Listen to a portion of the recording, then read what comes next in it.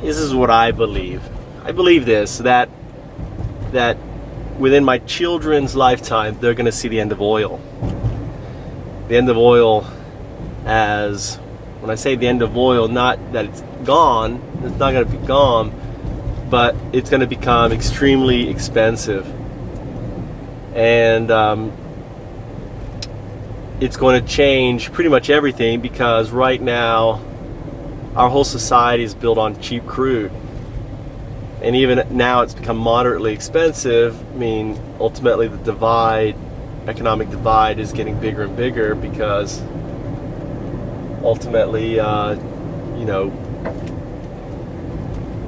not the average person can't get on a plane and fly and go somewhere. The cheap flights and everything else are pretty much gone. I flew to Japan for a $700 round trip ticket. And now, a round trip ticket is double that, 3 times that, depending on who you fly with. With the crude prices hitting, $200 a barrel, $300 a barrel, which they will, $400, $500 a barrel. What's going to mean is, ultimately, tankers that bring goods here and there, they're going to have to come up with different solutions. Maybe there'll be nuclear-powered tankers, these super tankers, 3 times the size of the current tanker, driven by nuclear power. I can see that, happening. These massive ships, because ultimately the end of crude is going to mean that, nuclear-powered ships are going to become probably a necessity. The other problem is transportation of goods throughout a country like America. Japan has a very strong railroad,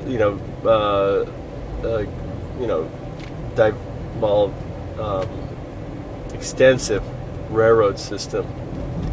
So does Europe, but the United States lacks that infrastructure. So, moving things and getting things around the United States can become extremely expensive.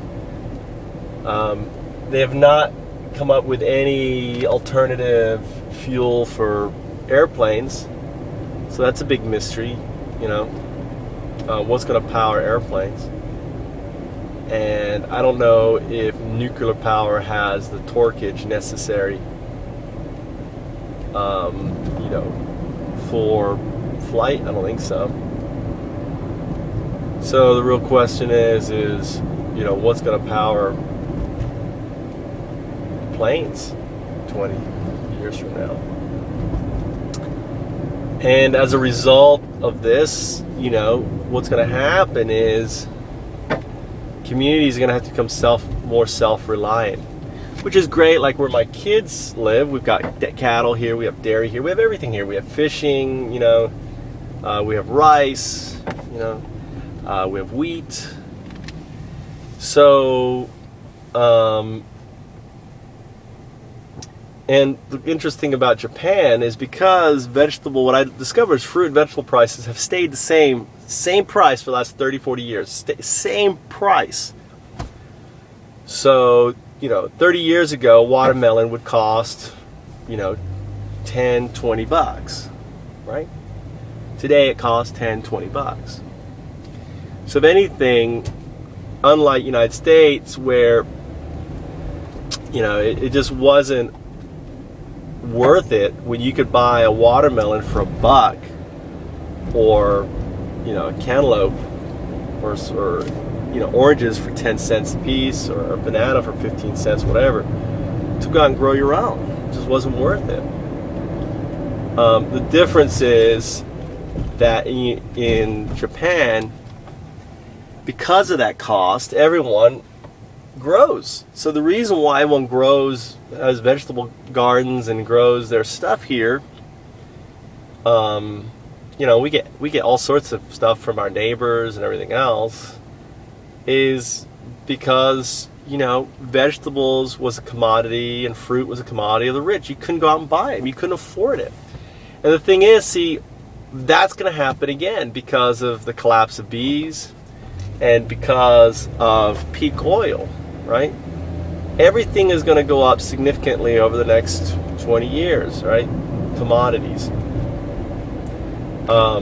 So you better, live in a place, and that's why I think living in rural Japan is so great, because I feel like it's pretty self-sufficient. And not only that, 40 years ago, Japan was in such a state economically anyway that 40, 50, that that it's for them to readjust back to that, or they've already dealt with it once. Look how they dealt with the tsunami. So you're dealing with a culture that is very accustomed to hardship and changes. So the American people, when hardship comes, there's going to be riots and pretty much revolution, I think. I think it's going to get out of hand. The simple fact, when you've got a president passing a farm act that says, hey, I come in and grab your stuff, I don't think a lot of farmers are going to agree with that, with that sentiment, and just let their food go when there's a crisis. I mean, they worked hard for this, to develop this and to have it. And I don't think that, hey, I'm just going to give you my chickens and not have any for my family. I'm going to give you my dairy, my milk, my crops to feed your army and have none for my family. I don't think, people are going to respond favorably to that. And the simple fact is, since 9/11, we've lost so many of our civil liberties in the United States. We're really not a free country as we once were. We no longer stand up and fight, for the rights of the few. Instead, we allow the few to dictate and govern and decide the rights of everyone. Everything from healthcare and everything else. So, I think that the future is going to get so much tougher. And I don't know if you know, but this is the first time in the history, in the last 100 years or so, that the parents are more educated than their children. The first time that our generation, of our children's generation, don't have the education that their parents do. Only because it's become that much more expensive to go to college and everything else. I mean, in the last 20 years, rates have gone up like 60%. And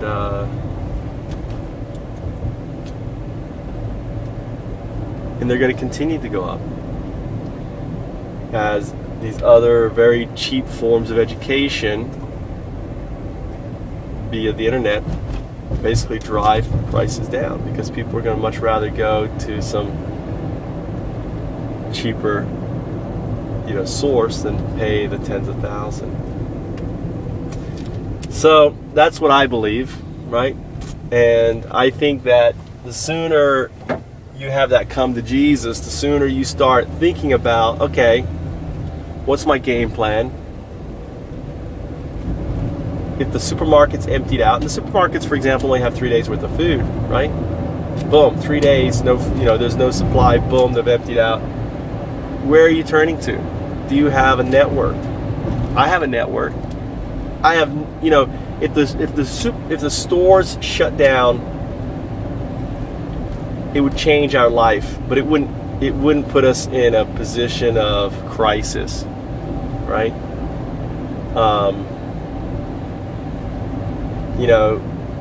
We won't be able to drive because our cars are on gas. Hopefully we're going to move that to electric, and hopefully we'll get our own power generation. I hope. It's my goal, right? So if you have your own power generation, there's lots of ways to generate power. Through the river that's near us, the sun, solar, the water moving through pipes. There's so many different ways of generating electricity, right? That's already going on in our, in our area. That there's no reason why you can't get off the grid. So I think the sooner that people start thinking strategically about what's happening and preparing for the worst.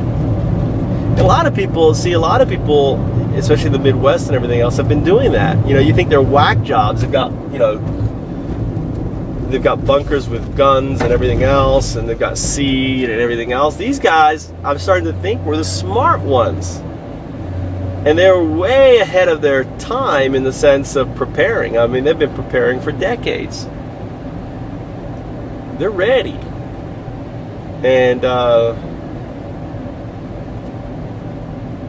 question is, are you?